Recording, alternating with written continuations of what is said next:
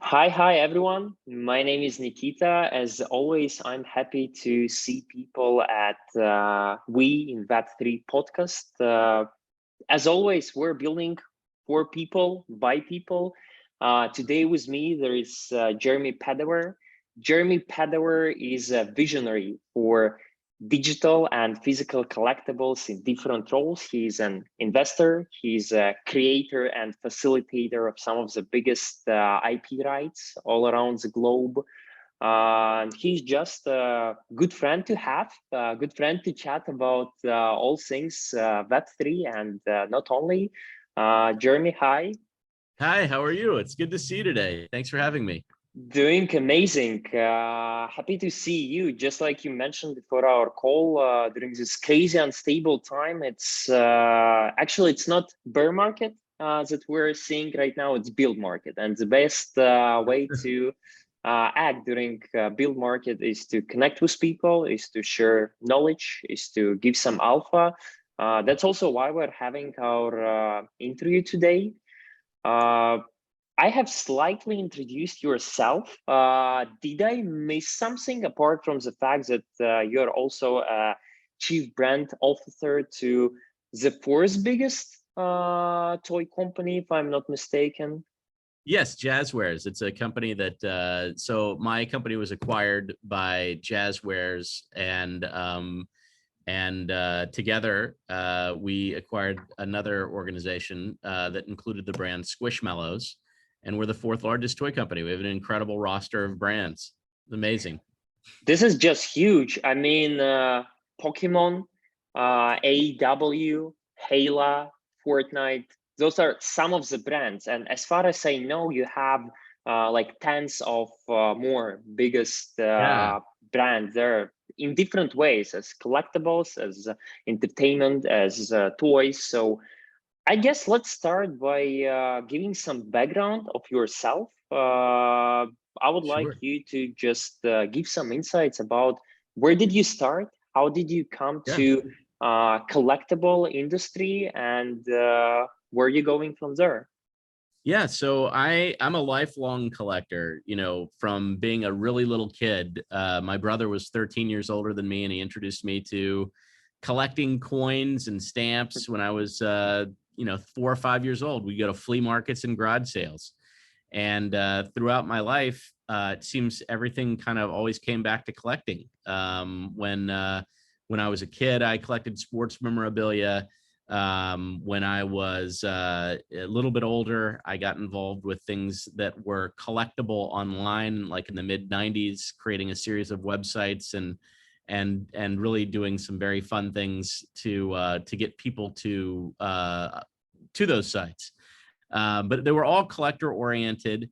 And in the last 22 years, I've been in the toy industry. I started out at Mattel, and then I went to a company called Jack Specific, and then we started Wicked Cool Toys that got acquired. And now we are where we are. It's amazing. It's been an incredible run, and I've gotten to work with some of the biggest brands in the world. And it's kind of remarkable, but it's given me a lot of insights in terms of where things might be going, and the good, the bad, and the ugly. Because Love it. nothing is perfect. Nothing is perfect. Love it. And just to give some perspective to people, you've been in the industry for 20 plus years. So that's not something, I mean, not just collecting when you were young, but actually creating, facilitating, like growing this animation IPs, toys IPs, collectible IPs. Uh, what are some of your favorite collectibles from your childhood? Is it some rare Pokemon card or something different? Well, I'm too old for Pokemon to have been Pokemon. My childhood was well before Pokemon existed. So the things from my childhood that were like the critical items for me were like the LJN wrestling figures and GI Joe and Star Wars and just some of those items. Hot Wheels cars, those were my key collectibles when I was a kid growing up, and I got to work on a lot of those things. And how does it feel actually playing with these toys, with these brands like 20, 30, 40 years ago, and now working with them, now growing them? How does it feel? Oh, it's great. I mean, I tell people all the time that, you may not be able to do what you love 100% of the time, but if you can even do what you love 5% of the time, have a podcast on the side, sell items on eBay in a category that you love, that can really fulfill a lot of your desires and needs while you work for a living. But for me, I was very fortunate. I got to do what I love for my job, and I can't imagine any better outcome than that. But I also understand, I grew up in the middle of the southern part of the United States, Mississippi, Tennessee, very small states that are not necessarily known as the center of content. And regardless, I still made it work out. So no matter where you're from, you can give it a shot. You don't have to come from wealth. You don't have to have rich parents. You don't have to be a genius. Those things help, don't get me wrong, but I didn't have any of those things. And so I think just being a part of it, especially nowadays in 2022, where there are so many outlets for you to enjoy and participate in the things that you love. It's very different nowadays. There's many ways that you can be a part of that ecosystem. In Web3, there is this term "Wagmi," meaning that we're all going to make it. And just hearing what you're saying right now, it seems like you already made it. So congrats to you, my friend. Listen, I don't know. Life is a work in progress, right? And we always redefine what it means to make it. But no, I'm very pleased with the way everything went. I took some very big risks in my life. I had a lot of certainty in terms of working for big companies, but I wanted to create something. And so that was a big shift, and it worked out. So yeah, in some ways, I guess, yes, made it. But in other ways, I'm also constantly excited and involved with people who are working on the side of creating their own careers. So, as long as there's someone out there that's trying to establish themselves, I have something to do, because I find that so exciting. I see some new collections of AEW at your back. So let us know, what is your connection with AEW? Because I know that is one of the brands that you represent, that you grow. But just looking through your Instagram, your Twitter, it seems like either it's your favorite brand, or that is the brand that you are actually the most involved in. So give us some information. Yeah. So I'm involved with all the brands. I mean, being a partner in the organization and being one of the creators of the business, on the underlying business, I'm involved with everything. But AEW, look, I grew up as a wrestling fan, and it's undeniable. The thing about wrestling, and the reason why it may look like I talk about that one a lot more, is that the superheroes are actually alive. They're human. They're real. They're authentic. They're not CGI, and they're not animated, and they're not made up. No one's playing a role. These are the actual humans. So when you help a wrestling organization, when you help run a wrestling organization on the consumer product side, you're dealing with hundreds of alive human beings. And because of that, it means that you spend a lot of time interacting with them, and you interact with their fans. And so, yeah, and I love it. So all of those things are true. Okay. Only one question from my side: Moxley or CM Punk?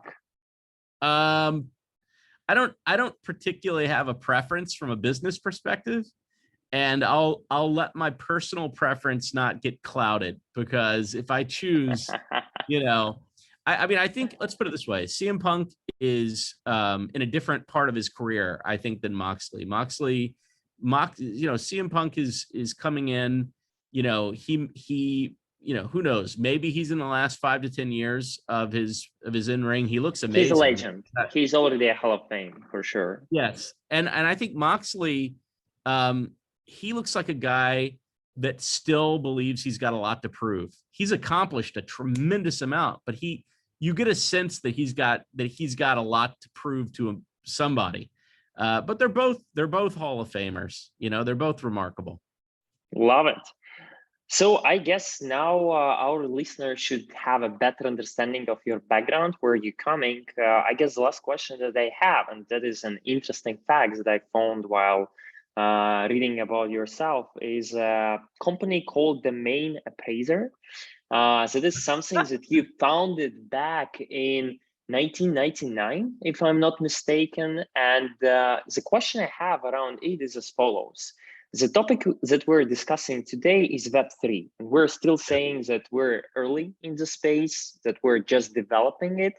But you been already at this place at the same spot 20, 25 years ago.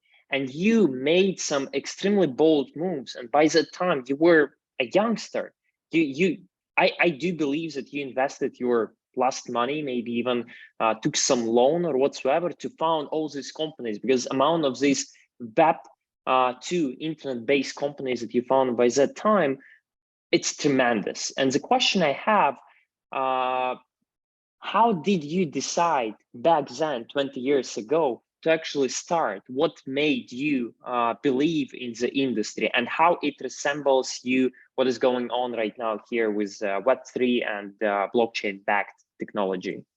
Yeah, no, that's a great question. So when I was in my early 20s, about your age, I started graduate school. And while I had paid for college, I knew that I was also going to have to pay for grad school. And in order to do that, I had to figure out some clever ways to do it. And one thing that I realized was, at the time, Yahoo, in the late 90s, in like 1997, was only a phone book. So anything that they listed was A through Z. So if you named something with 2 A's, you would come out first in their phone book. If you named it with Z's, you'd end up last. But there was a great advantage to being first, because it was so early in the internet that people were just clicking the first thing that they would search for. So if they searched for absolute Beanie Babies, if they searched for Beanie Babies, absolute Beanie Babies would be the first name that they would, and then you'd click and go to that.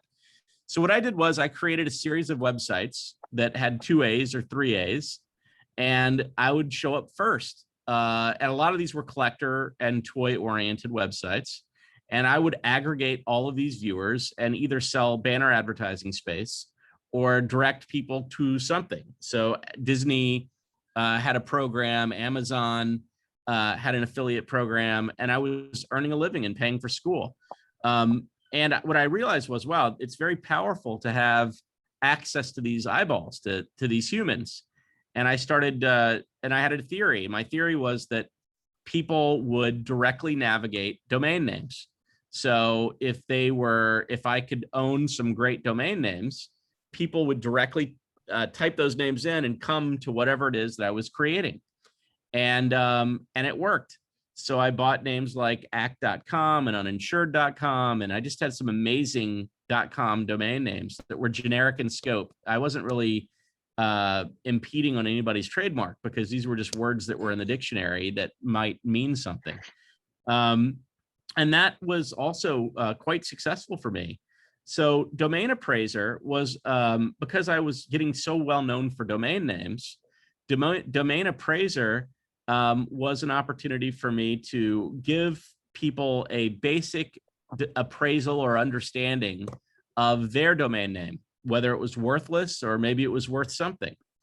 And the way that you could establish value on a domain name was very real, because people were typing in the name to see if it existed. So if you had a name like toys.com, I could say, well, I could assess that every single day you have 5,000 people that are coming every day to look for toys.com. I could look at Overture or another search engine. I could see that people were paying 30 cents per click, or 40 cents or 50 cents per click for the toys, for toys.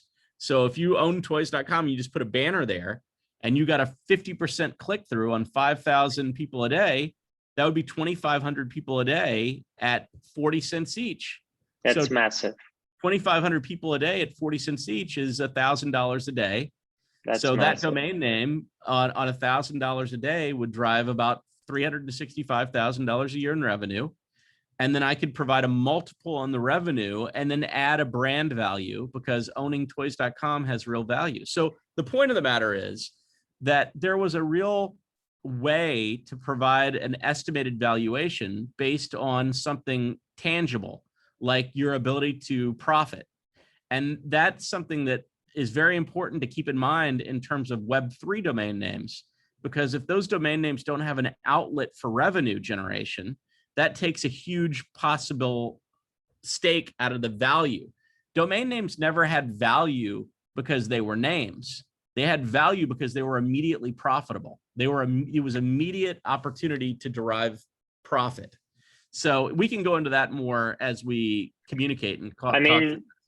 Yeah, I can say that you didn't work hard, but you worked smart. That's what I can say here. That was really smart and it played well. And I do believe that it gave you this boost at an early age to actually invest in some companies that remain there and start your business journey. So that's just brilliant. Very interesting. While you were explaining to me how all this domain idea worked, domain appreciation, domain ranking, just pop up to my mind ENS domains that are really popular right now, Ethereum-based domains in Web3. Not just to have your wallet code, but actually a name that is either the same strategy that you are using 20 years later, or you are not touching it anymore? Well, no, it just depends. Like ENS names, unless people are deriving revenue from those names, unless people are typing them in to see whether they exist and then they're using it for search, then it's hard for me to see the same valuation in ENS that I see in .com. Just knowing that you exist and having an easy way to find you has value, but it's not as valuable as me immediately being able to understand the profit that's being derived from that. So I think there's definitely value in generic ENS names because it allows you to name a system, but until you can show me that people are using that system for search and that people are deriving an opportunity, like if there were banner ads or the rough equivalent of that in the 2022 year 2022 format, and you could show me what each one of those is worth, then I can start to understand and explain value. But what happened with .com names, it's very similar to what I'm seeing here 25 years later with ENS. The difference was with .com, you could immediately derive profit immediately. Yeah. So if you bought a 3-number domain name, like a 3-number name, for, I think the floor at the time in the late 90s may have been $1,000 to buy a one of the 1,003 number. I could show you that you could turn that $1,000 into $4,000 a year just because people are typing it in and there's a way to derive profit from banner. If you don't have that with the NS, it's different. It's just, we're still early. We still don't know how to properly use it, whether it will be like a publicly available CV of your personality, publicly available on blockchain, your history, your digital identity, or something different. But that's not enough. That's not enough to make it profitable. In order to be profitable, somebody has to build something on that directs you to goods or services that they're willing to pay for. If that's not happening, then that value is greatly diminished. Because yes, it's great to easily be found, but unless you can monetize that, then there's real serious limitations into the value of what those domain names or whatever you want to call them are. It's very, very different than the .com era. Very, because people, again, when we were buying the floor, we were buying the floor with specific knowledge that there was a return on investment immediately. Versus today, people are buying a floor, there's no profit generation. That's one of the key issues with Web3 in general. And I will tell you, like, when you have a 1 of 10,000 program, and the idea is if you are a holder, you are a shareholder, essentially, and whatever profit is derived by the program itself, by owning the asset, you get to benefit from profit shared, then I can understand why being part of a very productive 1 of 10,000 series has value. But if you don't have any profit generation, if it's only because you're going to get to have an experience or you get to be part of a club, there's a limitation on value to that. So until I start seeing Web3 be profit and revenue focused, it gets a little bit more challenging in terms of long-term valuation, because ultimately somebody will create a profit and revenue driven system. And you'll see that those systems will be greatly focused on the services and goods that you're directing to people, not a naming strategy. Naming strategies have limited value. What is your take on decentralization? Is it something that equals Web3, or in 5, 10, 15 years from now, there will be a Web3 that is strongly centralized and that is perfectly fine? I mean, I think, decentralization is good when you're talking about freedom, and you're talking about the concept of individuality, and you're talking about being free from government oversight, and you're talking about being free from other things. Decentralization is not necessarily good in business as a business model in and of itself, because if you completely decentralize an intellectual property, let's say, you say, we're going to run a 1 of 10,000 program where everybody gets, the opportunity to buy one of these items, but then you decentralize the entire thing to the extent that anybody can take the intellectual property and create t-shirts or apparel or whatever. You're greatly impacting your holders. Essentially, those holders, in my opinion, are very much like shareholders. You're saying, hey, you thought enough to be a shareholder of this thing, but we're going to let anybody in the world derive profit and revenue from this. Well, when you do that, when you let anyone in the world derive profit and revenue, it costs you something. It costs you your holders of the individual asset, because there's nothing special about ownership other than to say, I'm part of a club, or I'm part of an experience that you're willing to give me. That's when it gets a little bit challenging. Got it. In this case, does it mean that all these big traditional brands, names, entering the space should freely give their IP rights, or you're against it? They'll never give their IP rights. Got it. No, I mean, big brands that are protecting they will never decentralize a big piece of intellectual property that is a profit and revenue driven piece of intellectual property, because what that does is it destroys the underlying business. And if you destroy the underlying business, you destroy the opportunity for people to benefit from being a holder. Like decentralization of it's not bad. It's just not profitable. When you're talking about these NFT models, I'm not saying that that there's not a place for it in currency. I'm not saying there's not a place for it in the world. I'm being very specific to saying that it's a tough business model if you're looking to be for profit. In this case, and actually that is a very interesting take regarding IP rights in Web3 space, does it imply that brands like Hello Kitty, Pokemon, Yu-Gi-Oh, I don't know, Star Wars, holders of those NFTs, holders of those digital assets later on in Web3 will never get any kind of IP rights? Does it mean that me owning a piece of Pokemon first digital card as an NFT, let's say in 2 years from now, means nothing? I'm just holding one of many pieces, and that's all.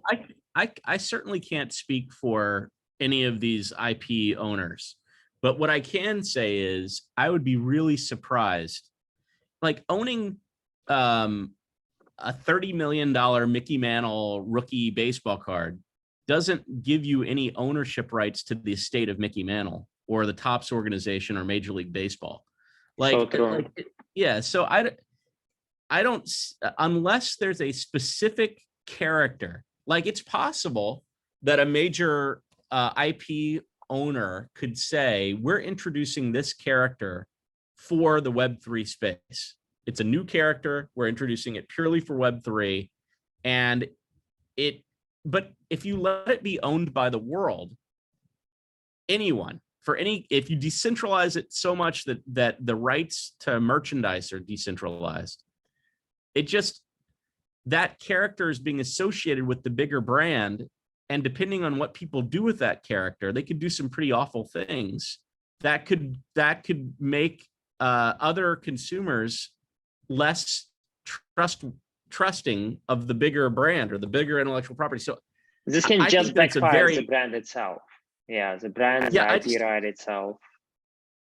I think it's a beautiful thing to say the world owns X, Y, and Z.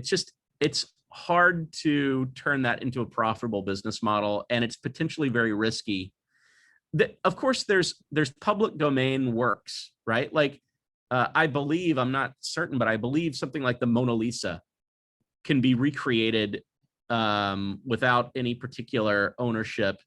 But you know, that it becomes a commodity. If anybody can create a t-shirt with the Mona Lisa, then all of a sudden Amazon.com has 100 different vendors creating the Mona Lisa t-shirt, and it's not very profitable to do it. So very few people actually do it because everyone's doing it and they're making this much profit in the process. It's called a commodity. It's like coffee. Like Starbucks did a good job branding coffee. But if everybody tries to brand coffee simultaneously, it becomes a difficult thing to make money on unless you have a very specific brand. I can't go out and say, I have coffee. I'm making coffee without branding it and having my own brand and expect to make a dime because it's a commodity. And this is a good example, especially in 2022. And I think that's one of the reasons why we're seeing such a challenge with Web3 right now, because there's been, because it's not a profit generating model. Again, if I were gonna release a 1 of 10,000 program, and I said everybody that's a part of this program, I'm going to profit share. So if I make t-shirts, if I make anything, everyone here that's a holder is going to get distributions. That's interesting, because now I'm sort of like a shareholder. Now, of course, there's all legalities to that. There's all kinds of issues and concerns and legalities to that could be worked around, I'm sure, depending on the structure that someone sets up. But at least at that particular time, what I can say is, hey, if they hit it, if they become very successful, I actually have a profitable model here. I actually have something of value. Exactly. And that's, in some ways, that's decentralizing the concept of being a equity holder in business, because it's hard to become an equity holder in business. It's hard to be one of the people that gets to be one of the first investors in Uber. But some people are Series A or seed investors in Uber because they had access. So if that's what decentralization means, if decentralization means it gives anyone access potentially to be a holder of critical assets, then that's interesting. Then that's interesting to me. There's something of value there. Yes, actually, one more thing that I wanted to ask you is IP created in Web3. Before our call, we discussed with you briefly VeeFriends, one of blue chip projects created by Gary Vee, also comes from traditional Web2 space into Web3. And he created this hundreds of characters. If I'm not mistaken, it's 500 something characters by that time of Web3 native animals, creatures that he's developing in Web3, and he's planning to expand this IP through, and he's already doing it through different cartoons, through different collaborations with some of the biggest traditional brands, and that is how Web 2 and Web 3 collides in a good way and contribute to each other. What is your take there? Because just coming back 3 minutes ago, what you mentioned about being a co-owner, being a stakeholder of a specific brand in a decentralized way, that's something that VeeFriends with Gary Vee are doing.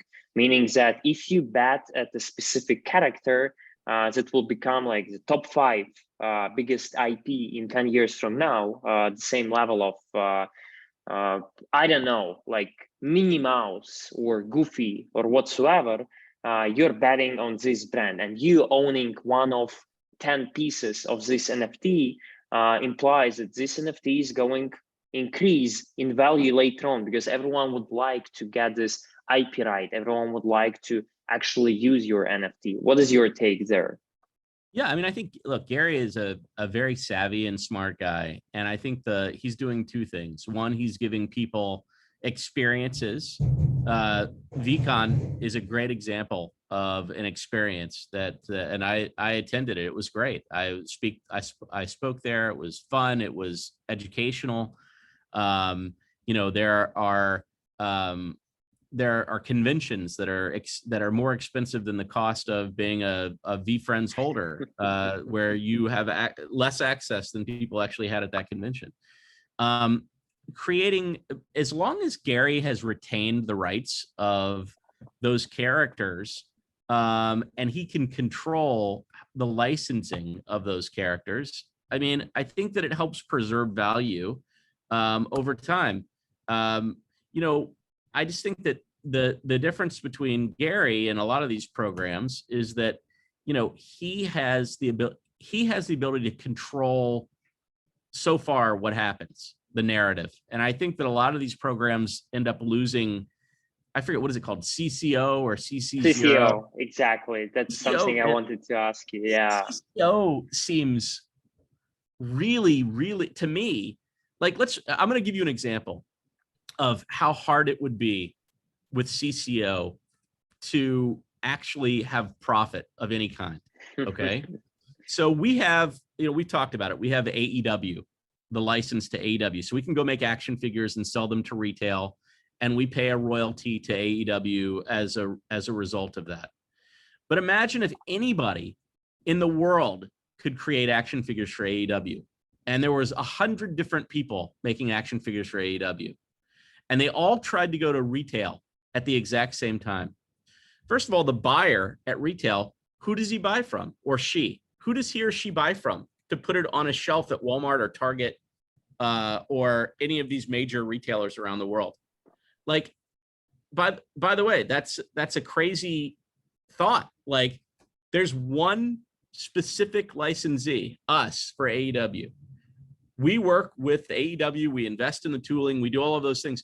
But what would happen if there's 100 or 1,000 or 10,000? Like, that won't work.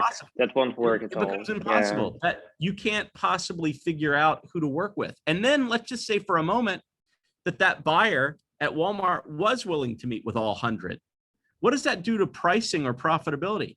So if I'm making an action figure, and the other person's willing to charge 10 cents less, and the other person's willing to charge $1 less, and the other person's willing to charge $2 less, and the other person's willing to sell it at cost because they're just trying to make a point. Like, there is no viable business model when you have a situation where anybody can sell something.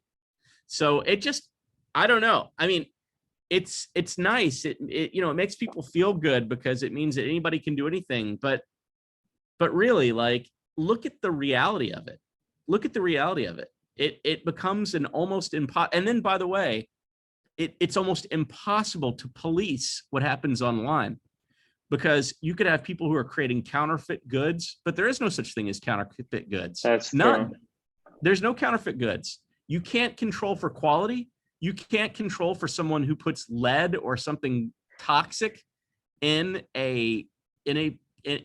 one of the products it's made. To me, it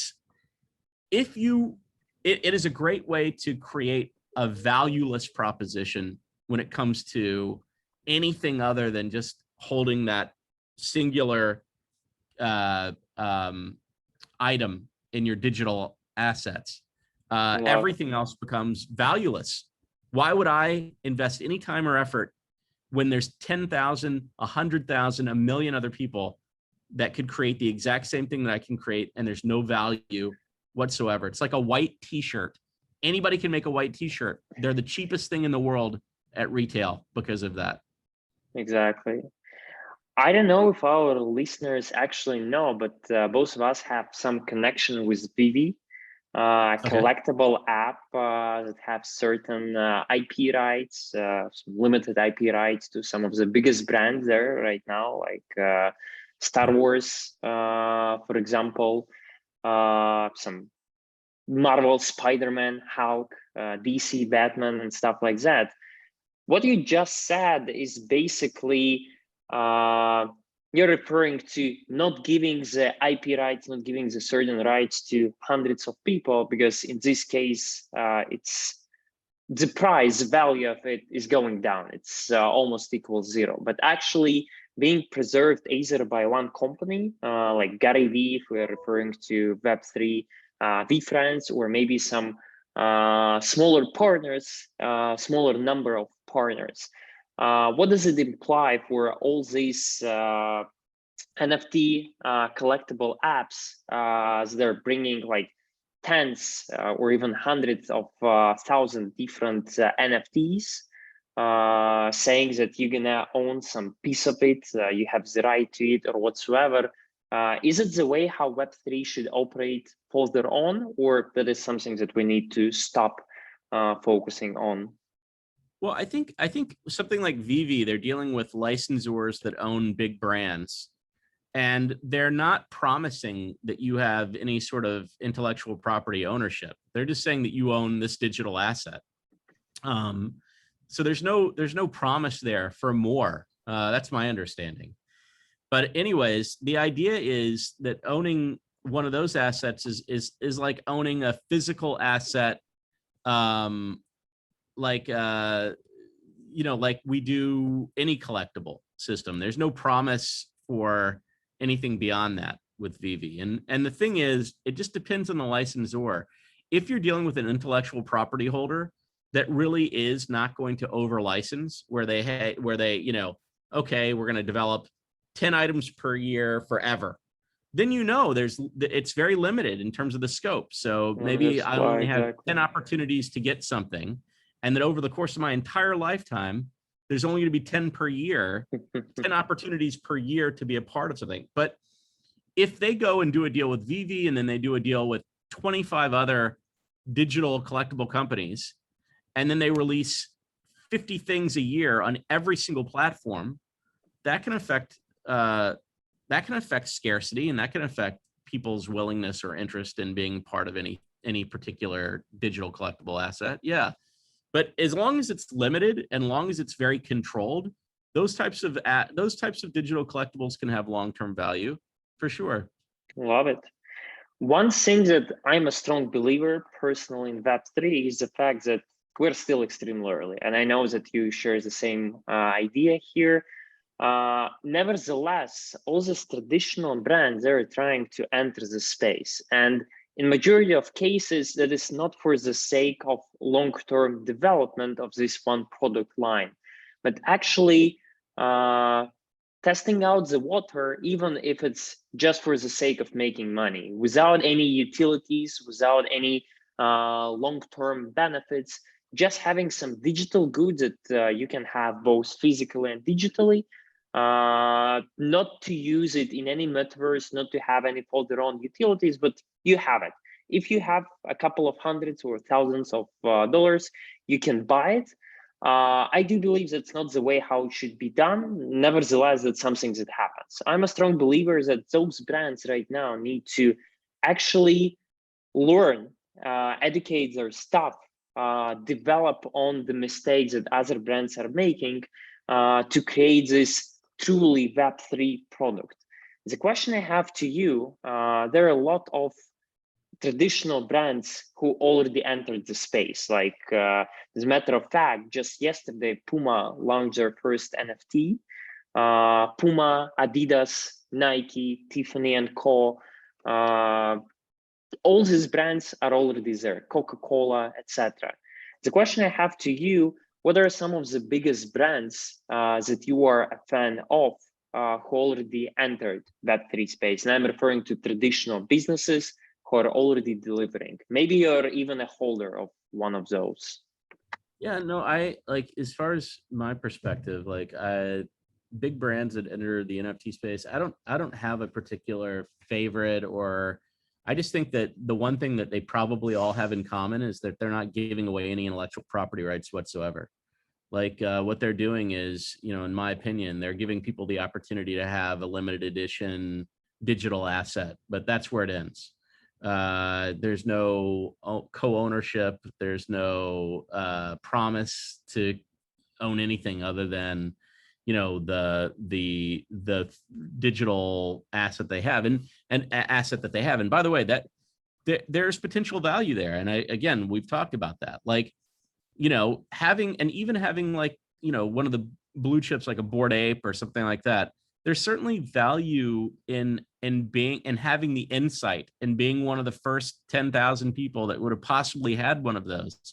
But at the end of the day, if you're trying to feel like a partner in something, you know, there's a different business model ahead that would really make people feel that way. If there were a business model that allowed people to share in revenue and profit, that would be a very different situation. Very, very different. Then you could have a very pragmatic valuation on any asset that you have. What are some of your favorite blue chips that are right now there at NFT market? I mean, I don't know. I don't really. I think that the business plan is not ideal. Like, if I look at the way if I look at the way that it's all been set up in the earliest stages, let's put it this way: CryptoPunks to me will always have value because they were so early and they were really, like, you could argue the first blue chip. Bored Ape was like the first one that really brought it to the attention of the average everyday person. Mass adoption. Correct. So those things will always have value in and of themselves because it shows that you're part of something. The problem is that the barrier to entry on Web3 is so low, very, very low. Anybody can go and create a system of collectability around digital art pieces. They could be dots or squiggles or anything. And that's not taking away from anything out there. I'm not taking away from squiggles. I'm not taking away from dots if that exists. But what I am saying, you be a member of so many clubs, and you can only derive so much utility from being a member of so many clubs. So when you're early and you're first, it gives, there's something there when you're first, there's something there of value, of interest. Second, there's something there. But when you're number 5 billionth, there's no value to me. None. And when you say, I see where you're going. Yeah, and when you say not only that, but we're also going to be making, now we're going to make sure that everyone can derive value from our intellectual property. Like, dude, you're 5 billionth to the table. Like, you're sorry. Derivative of derivative of derivative. Yeah, so unless you can show me a scenario where there's actual profit and I can say if I invest $1,000, I can make that money back over 5 years or 8 years or 10 years or 3 years or 5 days, like it's of zero interest to me. So I hate to say it. I'm not negative on Web3, but I do feel like if you're looking to invest in digital collectible assets, there's been a tremendous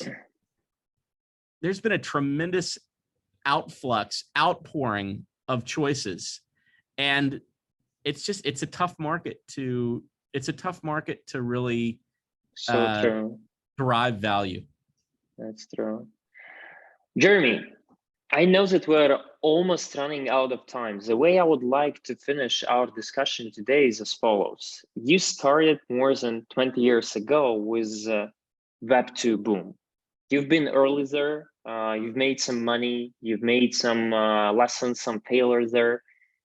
20 years later, you were no longer this 20-year-old boy who tested something new.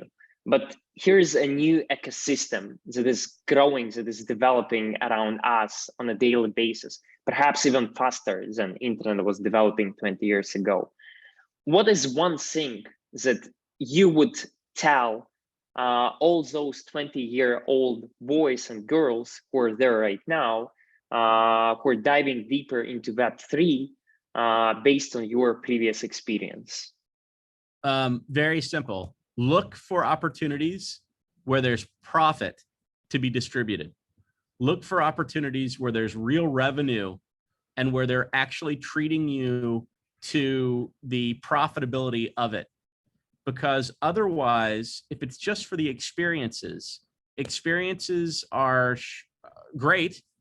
And then you have to drive and you have to make a decision. Okay, is the $5,000 that I'm investing worth the experiences that I'm going to have from this? If it's part of a legacy IP that where it's like, you know, the stuff that's on Veve, for instance, then the question is, how many other deals has that intellectual property holder done?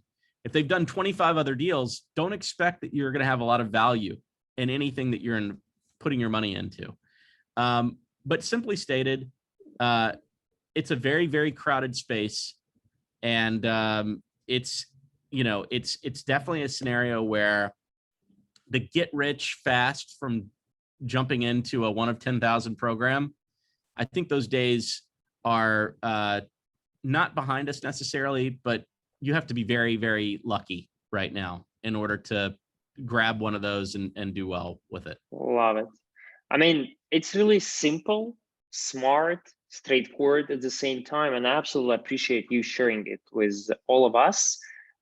It's been nothing but a pleasure for me to meet you finally. I do believe that very soon we'll meet in person.